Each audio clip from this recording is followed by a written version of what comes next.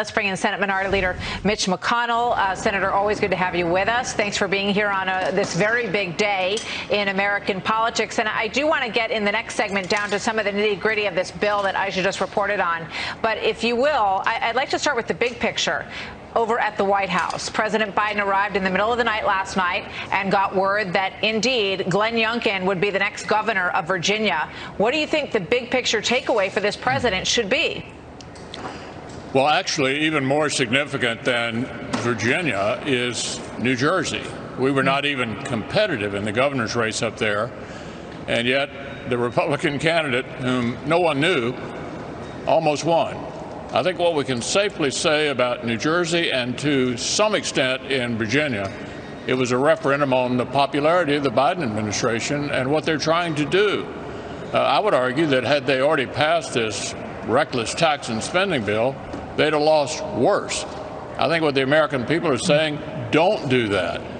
Don't double down on taxation and spending. The American people have had enough of all of this excess, and I think they sent a message yesterday, stop, stop. That's the message that should be taken by the Democrats out of yesterday's elections.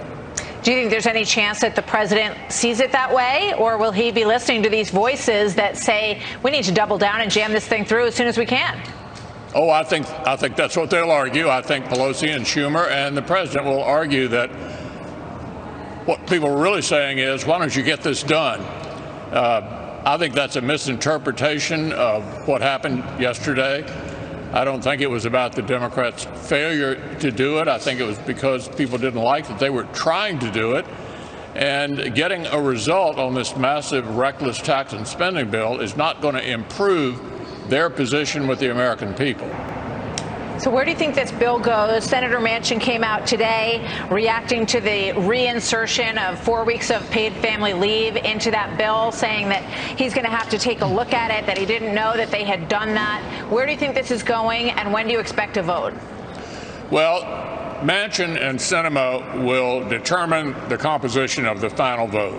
No matter what the House passes, if they pass it this week and send it over here, if there's a final vote, the parameters of that will be set by Manchin and Sinema. Remember, I would say to all your viewers, not a single Republican is going to vote for this. Every single Democrat could kill the bill, modify the bill. That's in the hands of Manchin and Sinema. They will be able to determine what it finally looks like. I think the best advice I can give them politically after yesterday, they ought to drop the whole thing. Do you think they're going to separate the infrastructure bill and try to push that through? Do you think President Biden will look at what happened yesterday and say, look, guys, now we're going to do it my way, infrastructure on its own, and let's do it quickly? I don't know. I expect the White House is reeling and trying to grapple with those kind of decisions today. The infrastructure bill, however, is a separate bill. It did pass on a bipartisan basis. That would be a way to demonstrate they could get something done. But I'm not an expert on House leadership strategy. No, but would you encourage Republicans in the House to vote yes on that infrastructure bill that was already passed in the Senate to have a bipartisan win? I'll leave it up to them to figure that out. All right, Senator, thank you very much. Senate Minority Leader Mitch McConnell, always good to see you, sir. Thank you for being with us today. Thank you, Mark. You bet.